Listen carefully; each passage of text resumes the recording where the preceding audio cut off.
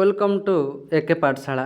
तो पिला माने आज भिडियो आम तुम दशम श्रेणीर साहित्य बहिर जो एकांकिका रही कोणार्क तार संपूर्ण प्रश्न और तार उत्तर आम गोटी गोटी कर आलोचना करवा। तो जो मैंने दशम श्रेणी पिला भिडियो देखुच निहाती शेष जाए देखनी एवं सांगसाथी सेयार कर, कारण बहुत गुरुत्वपूर्ण रही तुम तुम्हें जदि सठिक भाव में यार समस्त प्रश्नर उत्तर नोट करी मन रखुच निहाती तुम्हें परीक्षा भल मार्क आनीपर।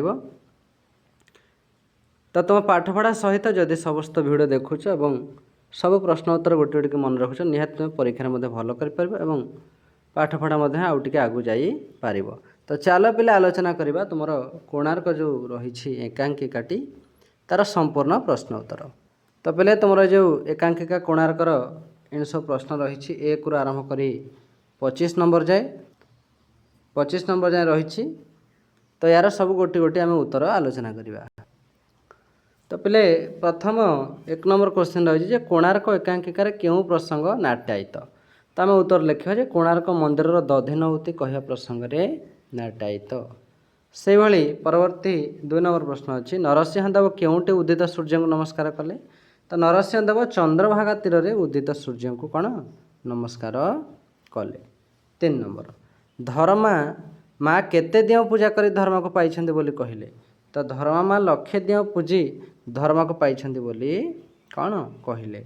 4 नंबर छामु सौंदर्यर पुजारी यह कहार उक्ति। तो यह शिवेश सामंतर कौन उक्ति। परवर्ती 5 नंबर प्रश्नटी आमर आसला जे शुभ प्रभात राजा को क्यों कथा मन पड़ा। तो माँ को शेष इच्छा पूरण करने कथा मन पड़ा। 6 नंबर छाया महादेवी किए। तो नरसिंह देव माँ होउछंती छाया कौन महादेवी।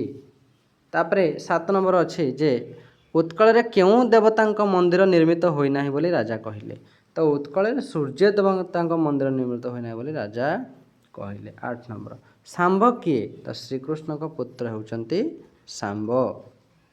परवर्ती प्रश्नटी अच्छे जे सांब क्यों रोग आक्रांत थिले। ना सांब दुरारोग्य कुष्ठव्याधि कौन आक्रांत थिले। 10 नंबर सांब क्यों देवता को पूजा करी रोग मुक्त हेले। तो सांब सूर्य देवता को पूजा करी रोग मुक्त हेले। 11 नंबर सूर्यदेव स्वयं नारायण यह किए कहिसंती। तो सूर्यदेव स्वयं नारायण एक कथा राजा नरसिंहदेव कहिसंती। 12 नंबर राजा मंदिर तोड़ा दायित्व कहा उपर अर्पण कले। राजा मंदिर तोड़ा दायित्व शिवेई सांतर उपरे अर्पण कले। 13 नंबर प्रश्न आमर आसला जे क्यों गंड उपरे मंदिर तोड़ा होगा स्थिर है। तो पद्मतला गंड उपरे मंदिर तोड़ा होगा स्थिर है। ता परवर्ती प्रश्न अच्छी जे धर्मा बापा किए। ना विशु महाराणा धर्मार बापा अटंती। परवर्ती प्रश्न 15 धर्मा बापा केते वर्ष है घर जाइछंती। तो धर्मा बापा 12 वर्ष है घर जाइछंती। 16 नंबर चंद्रभागाठी महाराजा देउल तोड़ाउछंती ए जो कथाटी बा यह किए कहिछि। तो चंद्रभागाठी महाराजा देउल तोड़ाउछंती यह आगंतुक कहिछि। 17 देउलतोड़ा केते वर्ष धरी चली। देउलतोड़ा 12 वर्ष धरी चली। परवर्ती प्रश्न रही 18 नंबर केते जन बढ़ई देउलतोड़ा लगी 1200 बढ़ई देउलतोड़ा लगी। देउलर केउंटे बसी पारि नाही। तो देउलर दधिनहुति कौन बसी पारि नाही। चकाडला हे तुमरी इच्छा पूर्ण हो यह कहार उक्ति। चकाडला हे तुमरी इच्छा पूर्ण हो यह आगंतुकर उक्ति। धर्मा को किए साहेब बोली से ता माँ को कहिछि। तो बड़ ठाकुर साहेब बोली से ता माँ को कहिछि। परवर्ती 22 नंबर क्या सुमरणा करी अनुकूल करी जीवाको माँ धर्मा को कहले। मंगला माँ को सुमरणा करी अनुकूल करी जीवाको माँ धर्मा को कहले।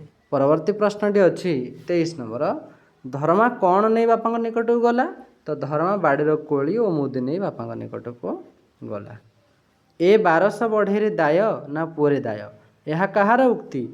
तो आम उत्तर लिखा ए 1200 बढ़ईर दाय ना पुअरे दाय यह द्वितीय शिल्पीर उक्ति। 25 धर्मा शेष क्योंठी झास देइछि। धर्मा शेष समुद्र रे झास देइछि।